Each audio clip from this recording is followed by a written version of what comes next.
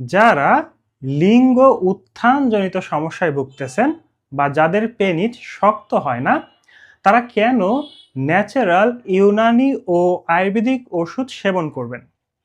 তো আজকে মূলত আমি কথা বলবো এই যে ন্যাচারাল ওষুধগুলো আছে এগুলো কিভাবে আপনার লিঙ্গ শক্ত করতে হেল্প করে বা আপনার এই প্রবলেম থেকে আপনাকে বের করে নিয়ে আসবে।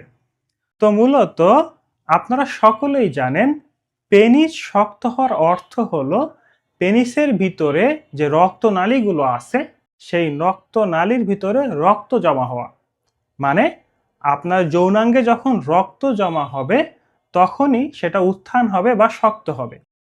তো এই যে রক্ত জমা হওয়ার জন্য একটা কেমিক্যাল নাইট্রিক অক্সাইড প্রয়োজন হয়। মানে এই নাইট্রিক অক্সাইডটা আপনার পেনিসের রক্তনালীকে প্রসারিত করে, যার ফলে সেখানে রক্ত জমা হয় এবং আপনার পেনিস শক্ত হচ্ছে। তো অনেকের এই নাইট্রিক অক্সাইডের ঘাটতি থাকতে পারে। তো ন্যাচারাল ওষুধের মধ্যে যেমন জিংসেন যে ওষুধটা আছে এটা কিন্তু শরীরে নাইট্রিক অক্সাইড তৈরি করে।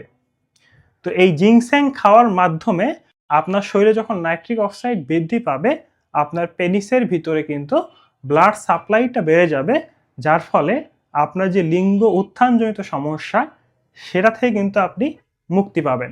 এছাড়া আপনারা সকলেই জানেন আমাদের এই যে যৌন আকাঙ্ক্ষা বা পেনিস শক্ত হওয়ার যে বিষয়টা এটা কিন্তু বয়ঃসন্ধিকালেই হয়। বয়ঃসন্ধিকালের আগে কিন্তু আমরা এতটা ফিল করি না। তো এই যে বয়ঃসন্ধিকালে এই জিনিসটা হচ্ছে, এটা হওয়ার পিছনে মেইন কারণ হলো টেস্টোস্টেরন। আমাদের ওই সময়টায় টেস্টোস্টেরনের পরিমাণটা শরীরে বেশি থাকে, ফলে আমাদের পেনিস শক্ত হওয়ার বিষয়টা, পেনিস লং টাইম শক্ত থাকার বিষয়টা অনেক ভালোভাবে কাজ করে।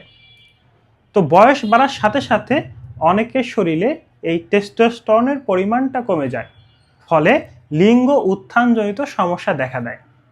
এখন এই শরীরে টেস্টোস্টেরন হরমোন বাড়ানোর জন্য জিংসেনও কাজ করে, শিলাজিৎ কাজ করে। এছাড়া আমাদের ইউনানি ওষুধ মাজুনে আর্দে খুরমা, মুগাল্লিস এই ধরনের ওষুধ কিন্তু শরীরের ডাইরেক্ট টেস্টোস্টেরন হরমোনটা বাড়িয়ে দেয়। মূলত আমাদের যে হাইপোথ্যালামাস আছে ব্রেনের, সেখান থেকে গোনাডোট্রপিক রিলিজিং ফ্যাক্টর রিলিজ হয়, যেটা হাইপোথ্যালামাসে গিয়ে ফলিকল স্টিমুলেটিং হরমোন বা লুটিনাইজিং হরমোন ক্রিয়েট করে এবং এই ফলিকল স্টিমুলেটিং হরমোন বা লুটিনাইজিং হরমোন টেস্টিসে গিয়ে আমাদের টেস্টোস্টেরন তৈরি করে। তো এই যে পুরো এক্সিসটা, এই এক্সিসের উপরেই মূলত জিংসেন, শিলাজিৎ বা ন্যাচারাল যে ওষুধের কথাগুলো বলতেছি এগুলো কাজ করে।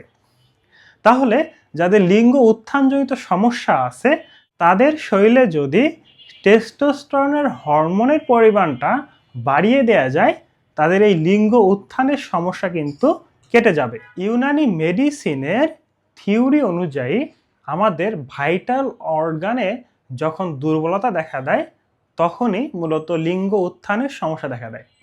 যেমন কারো যদি কিডনিতে সমস্যা থাকে, লিভারের সমস্যা থাকে, হার্টের সমস্যা থাকে বা ইন্টেস্টাইন বা স্টোমাকের সমস্যা থাকে, এই ধরনের ভাইটাল অর্গানের সমস্যা থাকার কারণে শরীর সূক্ষ্ম যে পুষ্টি উপাদান আছে এগুলা থেকে স্পার্ম বা টেস্টোস্টেরন এগুলো তৈরি করতে বাধাগ্রস্ত হয় বা পারে না, যার ফলে লিঙ্গ উত্থানজনিত সমস্যা দেখা দেয়। তো এই ইউনানি আয়ুর্বেদিকের থিওরি মতে আমরা এমন কিছু ওষুধ ব্যবহার করি যেগুলো আপনার শরীরের পুরা সিস্টেমের যত ভাইটাল অর্গান আছে এদেরকে হিল করে ফেলে, এদের যে দুর্বলতা আছে এগুলাকে কাটিয়ে ফেলে। ফলে শরীর নিজে থেকেই অটোমেটিক হিল করার মাধ্যমে টেস্টোস্টেরন হরমোন বা স্পার্ম প্রোডাকশন বা সিমেনের যে ঘাটতিগুলো থাকে এগুলো দূর করে আপনার লিঙ্গ উত্থানজনিত যে সমস্যা সেটা দূর করে। লিঙ্গ উত্থান না হওয়ার পিছনে অনেকগুলো রোগ কাজ করে। যেমন আপনার যদি হাই ডায়াবেটিস থাকে, আপনার যদি উচ্চ রক্তচাপে আপনি ভোগেন, তখন কিন্তু লিঙ্গ উত্থানের সমস্যা দেখা দেয়। কারণ উচ্চ রক্তচাপ এবং হাই ডায়াবেটিস আমাদের পেনিসের রক্তনালীকে ড্যামেজ করে, আমাদের পেনিসের যে নার্ভ সাপ্লাই আছে এগুলোকে ড্যামেজ করে।